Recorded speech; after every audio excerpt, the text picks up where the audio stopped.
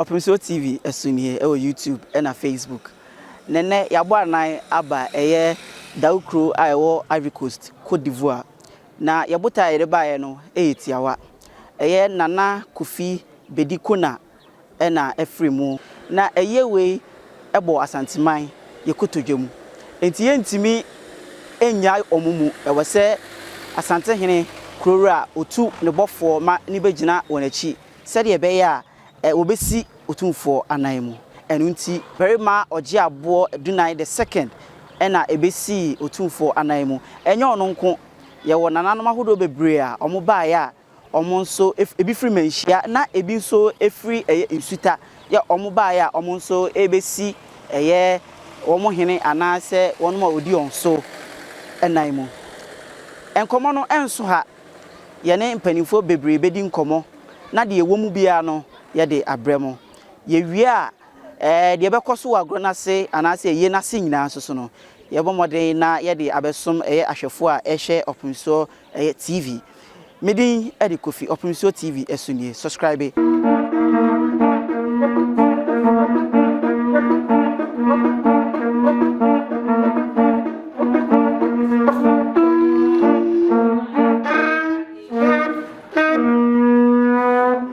sene medi kan ka kire no medical catcher say nkomo bebre bekoso a enya Professor Donko watena krom hanum mfie bebre ye no bedi nkomo na ya hye Nana Koffi ne ho abakosem kakra ene menka ne se ayonkofa eda Ivory Coast Daukro ene Asantehene Nana mo akwa baba Opemso TV so ya eja EMDP say unso onye gidi amami a o bebu some questions mi frequentance mi ya yukuni yuko nana yakoto ni nana ne me nuane bema Mike bema no oti akonwa sese bema pe no oti akonwa so nana kuntanse hene we minu kuma na wayo hene no mintimi ka se minu kuma me nana no so hono na Côte d'Ivoire ni awo me me ma me ne friend adwofo a akwe du ba no what's that krom hanum fie be say ni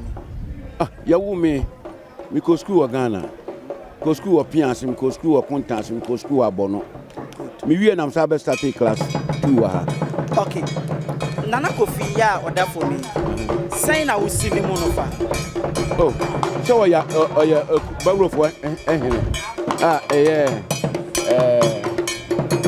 sa o man mu ha no wo mo hene no department no wo mo hene no onua kuma ni kona Bédié the former president of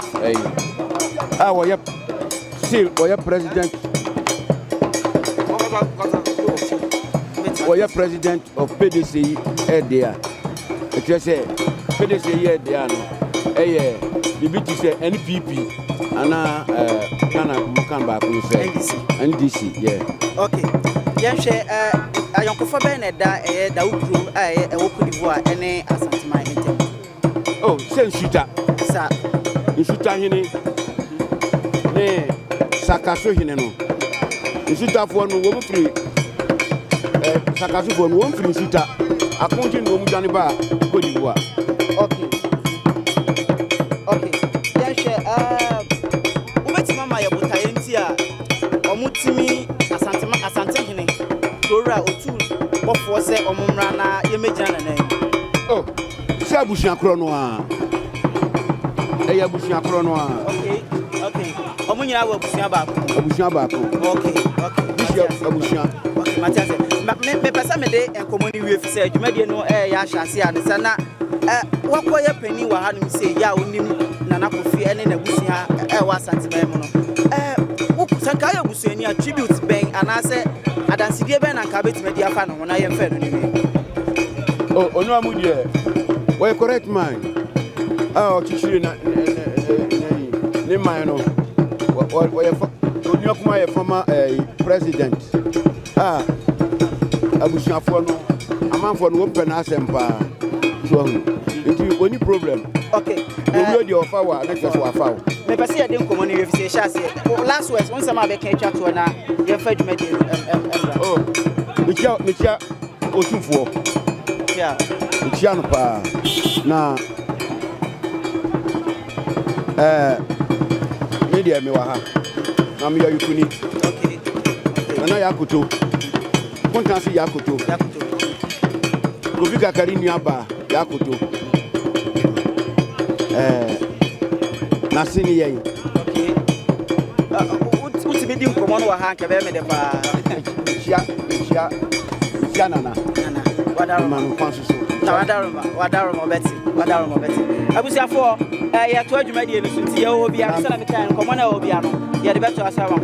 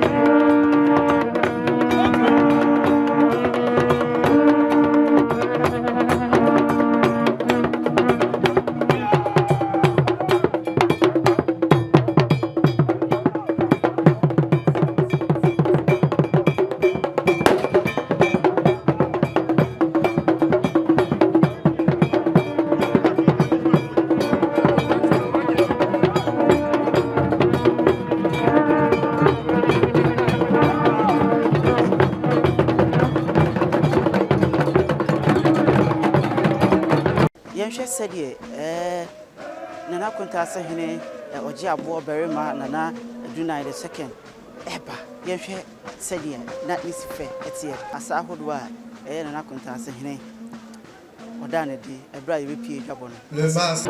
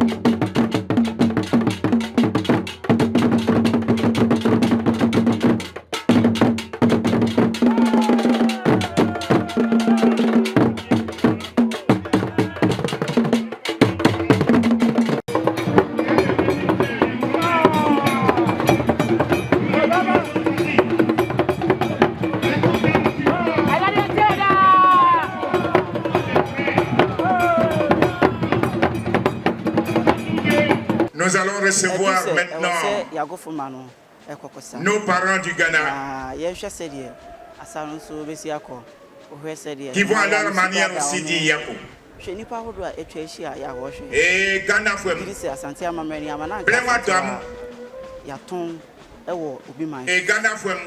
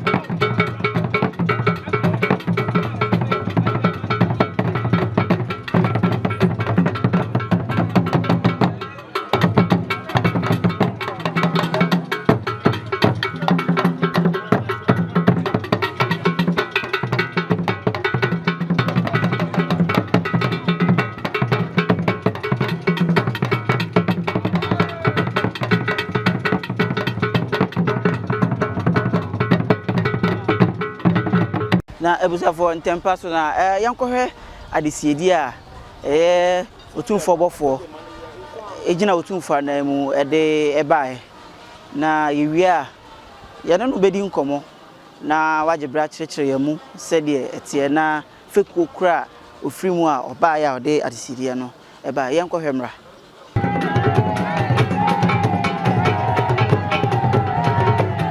C'est maman tenant ces mots en main viennent du peuple frère du Ghana.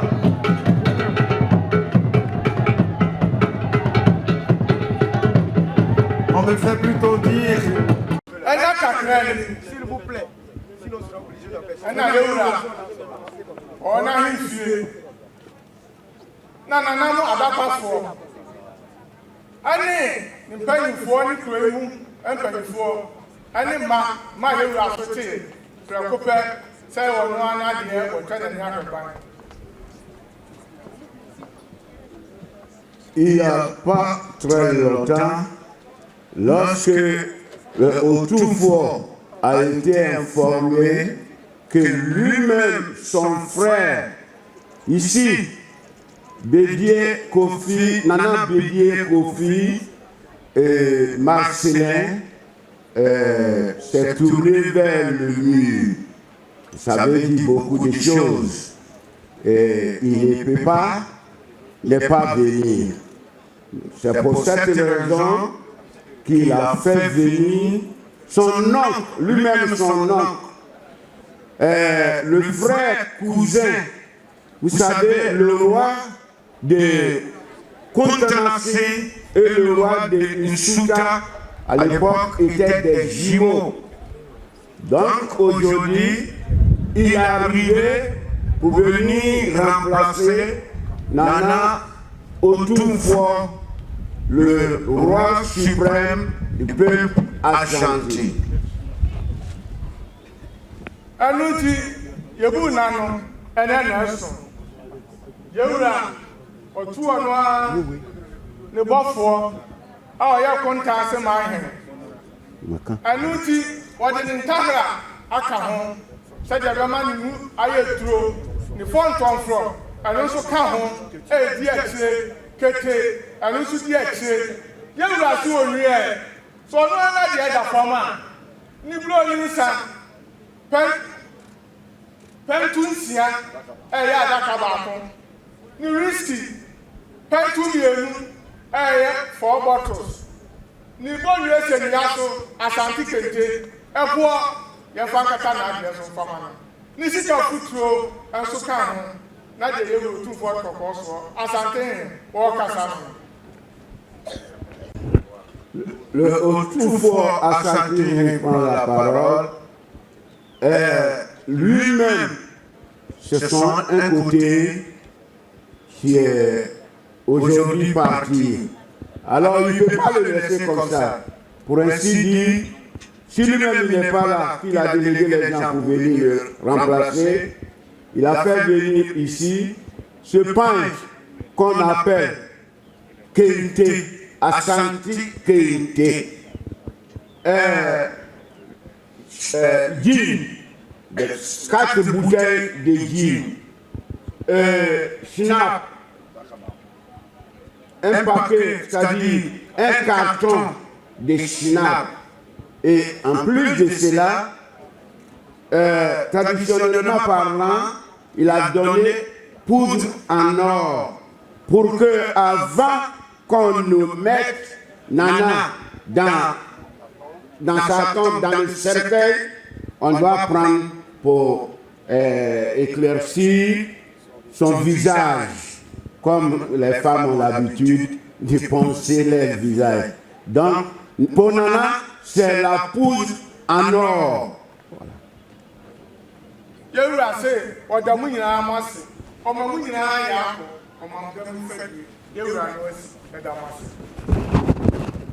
Nana dit, il vous remercie et il vous souhaite le traditionnel Yako. Damrifa Dieu, Dieu, Dieu. Yako.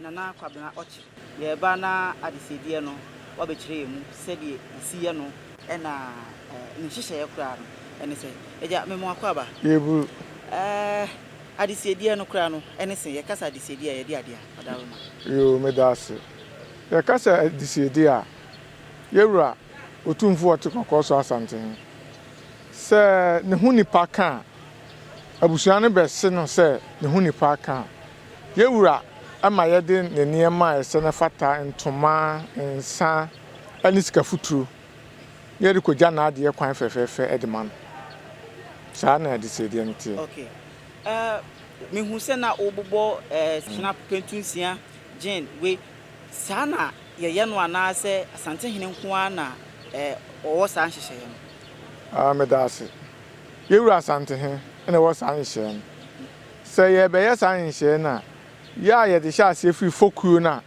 wo mu no ti so beti mase a me ka adakwafo na nam adakwafo sa ye ba ye wo mu ye na nam adakwafo wo mu ka wo mu bibinti ombedi hanom nti no ena ma yewura wotu kontanse manhene ma na ye den e baaye so mesi nanan sa Asantehene ti se mbegya dwom na asem de otumfo ne ma e baa yewura ma me kwan se nanam adakwafo o se mbo omudin because wo munua mo ena da fom ansa na ensa na edi kan no ensa aye nanam de begu fom agya de wo kɔ ne kwan because wo kɔ akɔtena mo nse do yenim sɛ ye wo krofufuro bi wo hɔ nanam kɔtena ho nti ye de nsa ɛkae nanam na ɔkɔ a ɔmaagye ntata fefefe no akodu no hu sɛ ni wura na ɔsom no ɛwɔ atiasfo asase so no wɔda so no wɔ mote asetena papa. Okay.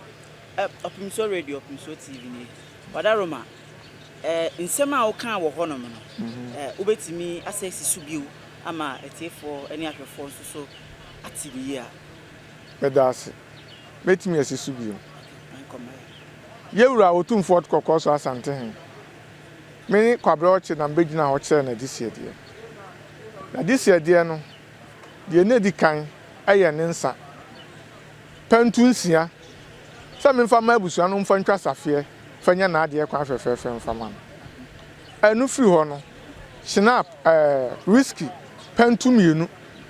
Anso wɔsɛ memfa ma abusua no. Ombenya ahoho.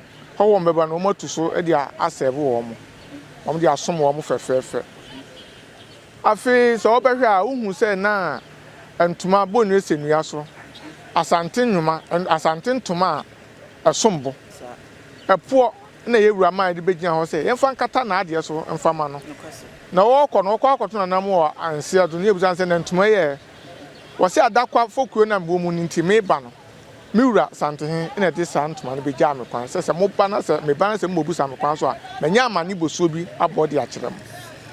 Anu yewura amana nso ho owie ye no so okuta ne sika futuro go das fedwa aduasam you no okay mia me mfa nkata na ade mfa ngu na ade ne akinye de mfa ma no anu nso no saa nhye ni na magina ho aye ya hye ewura ni monyam ama nanam ne abusua nyina so ate.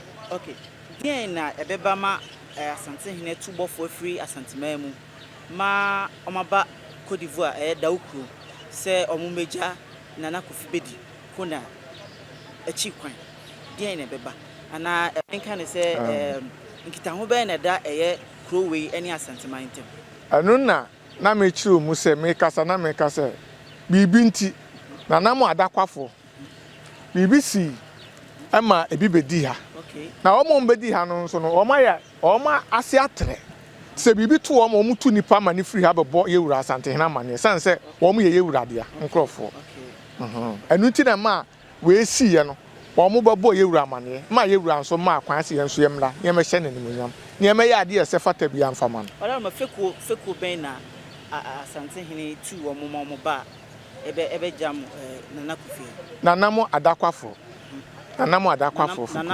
adakwafo okay na me ntahra nso so eba bi ntahra de esanse nanamo adakwafo eba yewura ne tu wono ane manhene ye kontanse manhene yewura pese ne mu yedu anu nti na ode ne ntahra kan ho anu ode ne fontom so kan ho so ode ase ene ne kete nyina se de bema ne mu aye den ayedu mami nyao na aseme na wo ka kire ahwefo a omohwe Opimso TV sisia medase kakra meka kire ahwefo ne se yewura otumfo kokɔ so Asantehene na darumenti ena saa me nipa bi ete yenka ade a yewura bɛyɛ no wɔ kurodua mu no ayɛ fɛ na ayɛ nika na ama ɔman ni nyina nso ani agye ti sɛ wɔ Ghana na sɛ wo hwɛn a yewura nanimonyam ne abɛpagya no amna yekese e Côte d'Ivoire hanom a ye de wo hanom sisi enti ye de aseda